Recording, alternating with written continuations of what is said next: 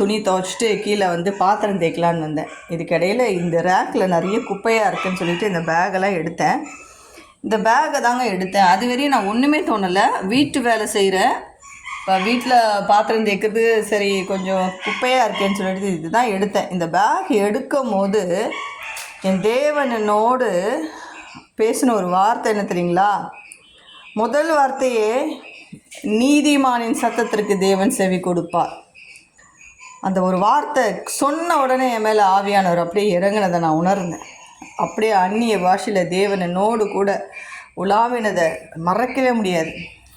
John Jebaraj ஐயா வந்து சிறைச்சாலையில் இருக்கார். அவரை நான் யோசிக்க கூட இல்லை. யூடியூப்லலாம் பார்ப்போம், ஆனால் அவருக்காக ஜபிக்கலை. ஆனால் என் தேவன் அவருக்காக வார்த்தையை கொடுத்துருக்கார்.